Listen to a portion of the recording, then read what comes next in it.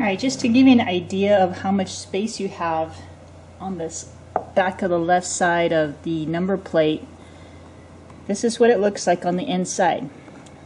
Okay, that's where that charcoal canister was. So a lot of people, I guess they're putting their toolkit, their beta toolkit, and I guess various other tools. And here's a couple of bands. They can strap the toolkit in, and so you can fit probably a large man's hands or extra large man's hands. I just have medium, and see, I can fit my fist in here. So it gives you a general idea of how much space you have to fit your toolkit. Cool.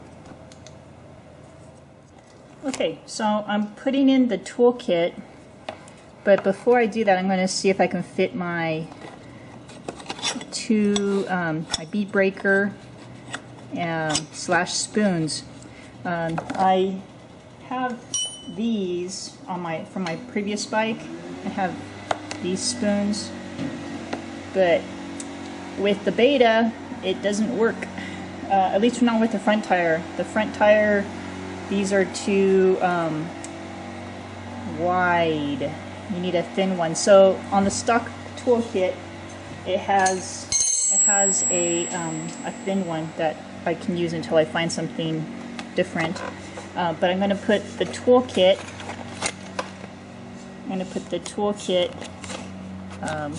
inside here with the bead breaker and the slash spoons. So it looks like it fits with my bead breaker slash spoons along with the toolkit. It bulges out a little bit, but shit, it's better than dealing with a tool bag in the front. Look at that. Nice and snug. Yeah, baby. I found this cavity on the right side of the bike. It's the right rear number plate, and you can fit like some lawn tools in there. This is my motorcycle jack that came off my tool bag from my Deer Z that I had on the front fender. And see, I'm able to fit it inside.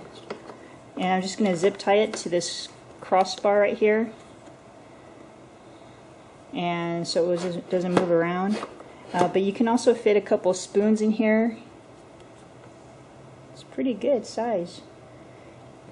So enough space for maybe a couple spoons and this little jack. To get to this right side of the cavity, see here, I strapped in my my motorcycle jack. So to get to it, it's just removing two bolts.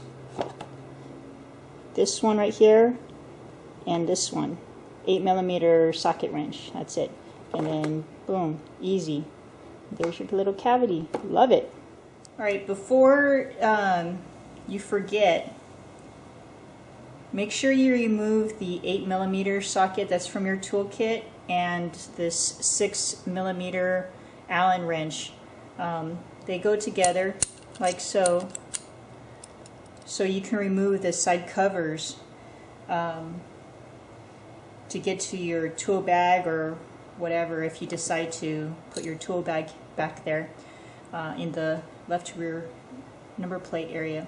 So they just go down like so, and there's like a little grooves that you just snap them in.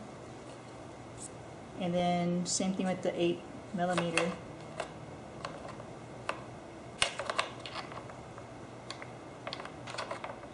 Now,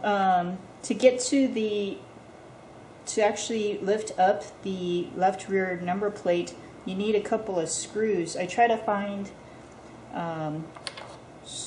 screws that would fit an 8mm or a 6mm Allen wrench. I can't find it, and so I bought this at a hardware store. It's just a screwdriver. If you're able to find something smaller, great. I'm just going to zip tie it to this little bundle to where it's easily removable. So I'm on the left side next to my toolkit. So this is where I have the screwdriver at. I weaved it underneath. There's nothing down there. And then zip tied this side right here. So it's not going to go anywhere. So if I need this, this is kind of semi-loose, the zip tie, so I can reuse it. I actually have to maneuver it myself, and then boom, easy. And then I can just fit it back if need be, and then refit the zip tie, easy.